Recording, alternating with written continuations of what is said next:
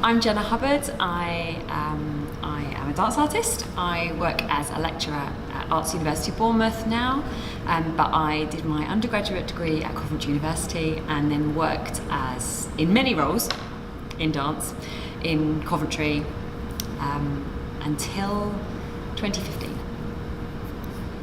I'm Lily Hayward Smith and currently in Coventry working for the Centre for Dance Research as a research support administrator.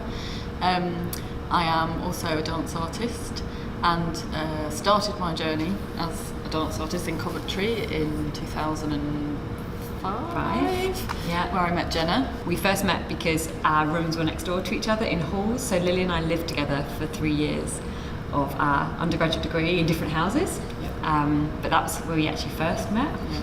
In the halls, and I suppose over our degree we had a number of projects that we ended up dancing for one another in our projects.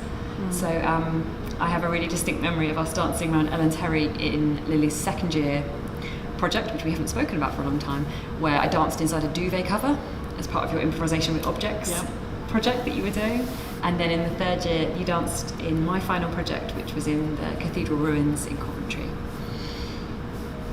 Yeah, so being in Ellen Terry, that's kind of our introduction almost to dance in the city. And we spent a lot of time exploring that building. But quite quickly went out into the actual city itself, I think possibly because of what the course was like and who our lecturers were and what we were being encouraged to do.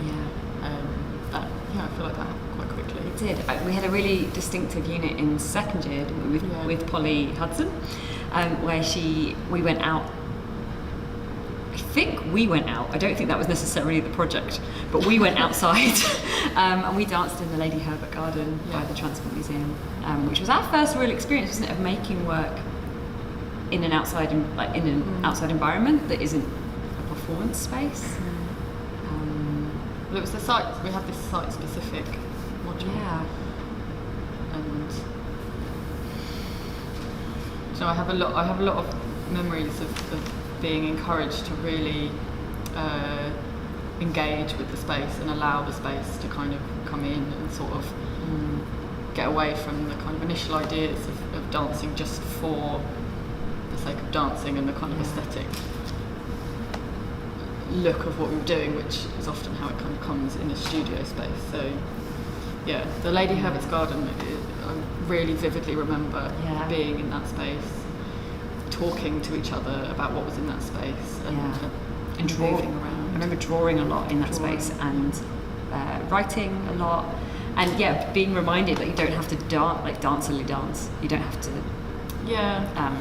move in that way to engage with the space, and that felt really like a turning point in our practices, I think. Yeah. And actually, just going back, I'd forgotten about that project with the objects. Yeah. Because I think that was almost the very beginning for me of what my practice has been like the whole time. In kind of most of the work that I've done or we've done together has involved some kind of object and not just being about the kind of body in space. And then I suppose we had this funny moment where we graduated from our BA, and we both chose to stay here and made Coventry our home. Separate homes at that point. Yeah. But we did then live together again in 2014, where I lived with Lily and their daughter and Mike and daughter Olivia for some months. And I suppose up until that point we'd had these, from graduation until I moved out of Coventry, we had all of these overlapping roles, I think we can call them, where we were performing together, but we also had times where we were doing Centre for Dance Research administration roles, and Decoder and summer dancing project roles where we overlapped all the time, and our friendship was sort of this funny hybrid, wasn't it, at that time, of work and friends and family, I suppose. Yeah, it was very much intertwined, and I think because Decoder, or what was summer dancing first, that was like our second year that kind of began. Of our BA? Yeah. Yeah, there was something at the end of our second year. Yeah. Which actually I wasn't here for. I was away. And you started that with Katie. Katie and Amy. Not Amy, who wasn't here yet. No, Amy wasn't here yet. And that, I feel like that festival and then what became Decoder and all the work that we did, if we didn't have that, I wonder kind of what actually our continuing relationship with dancing in Coventry and each other would have been. Yeah. Would we have stayed? Kind of that really solidified, I think, my feeling of like belonging and being and working in Coventry. Decoder felt really significant for me. That Decoder offered this incredible space, didn't it, for experimentation and new ideas, and not feeling like you were producing outputs, but that you were engaging in the practices. And we had all these incredible artists come to the city as part of the Summer Dancing Festivals, as well as Decoder Making Space, and which was a residency. And what were the weekend ones called?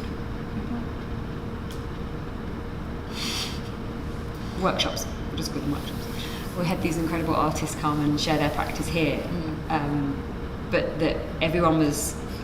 Katie really instilled in all of us, didn't she, this value of the practice leading it and not the performance element or an output element leading things, and that really informed the way we worked. Yeah, there was a lot of space for like kind of making and exploring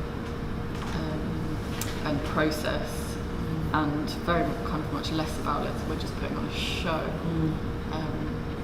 And I think we invited a lot of people in to Coventry, into the spaces we were using to do that. And so because it was very process led, Coventry became part of it for many of those people. Yeah. Even if they were just here literally for those kind of few weeks. Yeah. It wasn't just about being at the Summer Dancing Festival, it was being at the festival or the workshop in Coventry. And so we were third years and we were wandering around the VIP reception watching Natalie and Sarah and Katie improvise, and Polly improvise around the building. Yeah. And we were just about to graduate, and this space suddenly appeared for graduate support, and I think that probably had quite a lot to do with us feeling like we could stay here as well. Yeah. And Summer Dancing in Decoder was based here, in that room, for quite a number of Fridays, where we would all spend Fridays doing summer dancing prep, and it kind of allowed us to kind of graduate away from the university in a way, and be kind of own a space that was more about us kind of working as Decoder in a space and not just part of what being in the university. There was something about that time though, it felt like everything was really self-motivated. So we had this Wednesday improvisation group, Wednesday nights in Ice, and we'd meet, and it was completely self-sustaining. So there were a group of artists like David Bennett and Oliver Scott and Nana Spitzer, and musicians Noah and Michael Lecourt, right? And the two of us, and we'd come together with others who would join us more infrequently, but we'd come together every Wednesday night and we would jam, and that was self-sustaining and self-led. And then alongside that there was the Empty Shops work, which felt like it was sort of artist-led, and then we had Decoder that was doing artist-led work and researchable work, and it felt like a moment of everybody being really generous about grassroots projects and startup projects. Yeah. One of the things that I think is really interesting about our Coventry dancing life together is that from your MA project, we have spent a lot of time playing with this idea of what do we remember, and how do we work with memories in improvisation, and the way that often when you're dancing, and you're improvising, you try and stick to a task. And the whole practice that we've developed together is this idea that you let any memory or any person or any feeling or sensation just become part of what you're doing. So I think there's something really wonderful about that our memories of dancing in Coventry are so layered with us remembering what we're doing in each space every time. Yeah. That makes them feel really messy in a very positive way. So memories of dancing in the cathedral in my third year project, alongside dancing with Helen Poyner in that space. Yeah. And you talked about dancing in that space again more recently, without me. Sometimes. There's so much layering, and it's hard sometimes to separate the different things that we've done, because they have all informed one another because of this process we work with. And I feel like it's we talk about often it was my project and my MA project, but it's as much, the process is as much yours. It feels like it's evolved into becoming something shared. Yeah, it's definitely shared, definitely. Because obviously we did the kind of last thing we've really done properly together was the Summer Dancing Archive project, which was completely ours. And everything, I think it's partly because the way I've always worked, I feel like I can't get rid of what's come before.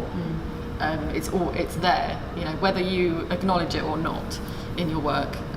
Everything you've done previously, moving wise or anything in your life has always been there. So I think the initial project I did was actually about looking at childhood memories, and then from there it's just kind of built and the work sort of became more about actually remembering the work, remembering each other, remembering dancing with each other. And you remember in my MA, I think the final thing we did was in Ellen Terry, we did the circle with the overhead projector. So we would write on the acetate paper, and people would see things come up. We would ask each other questions, and also we gave bits of paper with sort of questions to the audience and they occasionally would sort of say things back. And so writing, not just working with kind of the voice and the object, but writing actually has been quite a large part of not just the process, but the kind of performative aspect of it. Yes, every piece we've made, I think, every piece we've made together has been about interdisciplinary improvisation practice, whether that's writing, improvisation, or moving or speaking. And we've had several iterances of our work together now. So the initial ones were in Ellen Terry, but then we had a version that was in the Summer Dancing Festival in the cathedral, in one of the crypt spaces, where we had this great big roll of paper through the middle of the space that we invited the audience to write their memories of the space and us, and all of these sort of complex layers of the way the body remembers and the memories we hold. And one of my favourite memories from that piece was your mum arriving into the crypt, and the nature of the work meant that then I went into a big story about being in Scotland with you and your mum and dad and climbing a mountain, and that became part of our movement, and now every time I think of that performance I also think of Scotland. So the way that those memories now just join together and are quite seamless. And it's memories of not only us being together as artists and colleagues, but as friends in our kind of the friendship and being part of each other's families. The City Council did these small arts grants. Yeah. Do you remember? Yeah, the small arts grants. They gave enough seed funding for a brand new project every time, and that was incredible, because that we were able to start ideas and start initiatives. I mean, Summer Dancing in Dakota, we were ran on a lot of those small arts grants for a few years. And a number of our own projects ran on those, and that was really important at that point. But the September project was about us using our memory project and our practice then to work with other people's memories for the first time. We worked with the Fargoster Street communities at the point when the Fargo development was happening, so that looking at their identity and how that might shift. And that was a really special point for two things for me. One was, it was the first time we were engaging really openly with our community, or the community around us, and working with their memories. And also because you were pregnant with Olivia, and it was really early. And so it became this sort of, it felt for me like a really important moment of us going, oh, this is probably the last time we're going to move on a project like this together for a while. felt really important. Yeah, it was almost at the very beginning of they hadn't really started to develop the Fargo into what now is the Fargo Creative Village.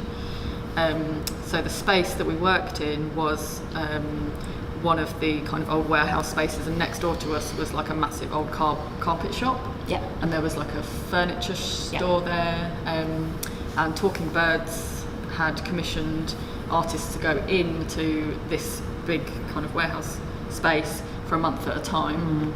We had September, so we called it the September project.